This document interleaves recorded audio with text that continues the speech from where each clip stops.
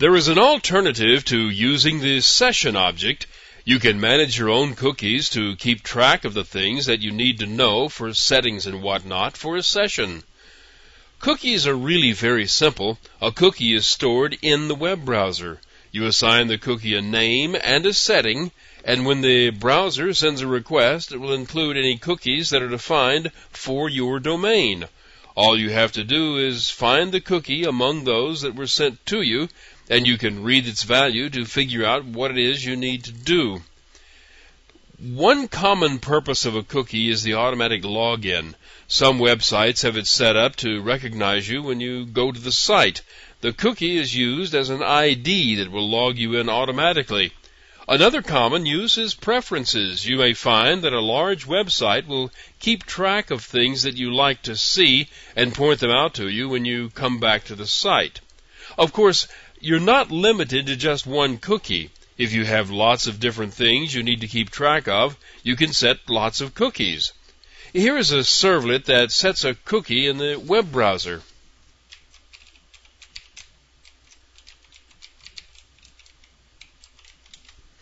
This servlet starts off by looking for a cookie by a specific name. If it finds it, it will use the values that are stored in it for display. If it doesn't find it, it creates a new cookie and stores it in the browser. This servlet creates a web page that shows the contents of the cookie. The first thing to do is to get the array of cookie objects stored inside the request object.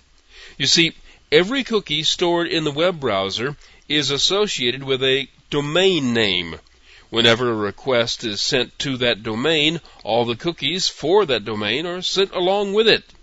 This means the list of cookies is short. It only contains the cookies that have been sent to this domain, and you get the entire list in the form of an array of cookie objects. If there are no cookies for this domain, the array is null.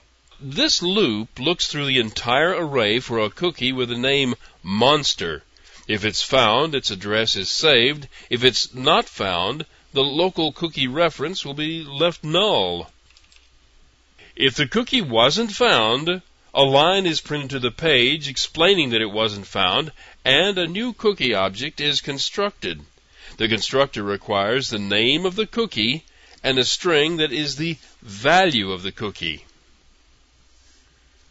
There are some optional attributes that can be set, but don't expect too much. These attributes are stored in the web browsers, and lots of them don't do that very well. Even if they store them and use them, they may not deliver them back to you. The version number of the cookie is either 0 or 1. Version 0 is the original Netscape cookie definition style. Version 1 is the standard Internet RFC 2101 style cookie. For the most part, you should use version 0 because lots of browsers don't support anything but that original Netscape version.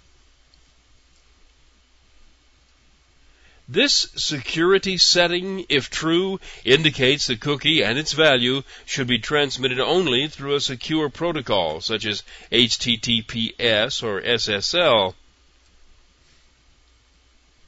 Now this one, the max age, can be important. It tells the browser how long it should keep the cookie. You can specify a number of seconds and have the browser keep the cookie just that long. That way, you can have it keep the cookie and return it for a day or a week or a month or a year or whatever period of time you would like. If you set the time to 0, the cookie is deleted immediately. If you set it to a -1, the way it's done in this example, the cookie only lasts as long as this session lasts and will be deleted as soon as the web browser shuts down or moves on to another domain. Looking at some of the cookies on my system shows that the ones with automatic login are set to a month or 2, and they're updated every time I log in, so as long as I go to the site once a month or so, I'll be logged in automatically. In this example, we only update the cookie information in the web browser if it doesn't already have the cookie. That's done with this call to the response method addCookie. If the cookie was returned from the browser, the message to that effect is added to the page and no change is made to the cookie in this program or in the browser. And all that's left to do is finish the page. The values stored in the cookie are shown, whether they were inserted locally or they came in from the web browser. Here's how it looks. Here you see the page as it is displayed when no cookie was sent by the web browser. It is specified at the top of the page that no cookie was sent here from the browser, but that means that this program called the add cookie method to send a cookie to be stored, so the next time this page is requested, it should show up. And you can do that by simply reloading the page. There. The only thing that changed in appearance on the page is that top line that says the cookie came from the browser, but the values shown are the ones that came with it.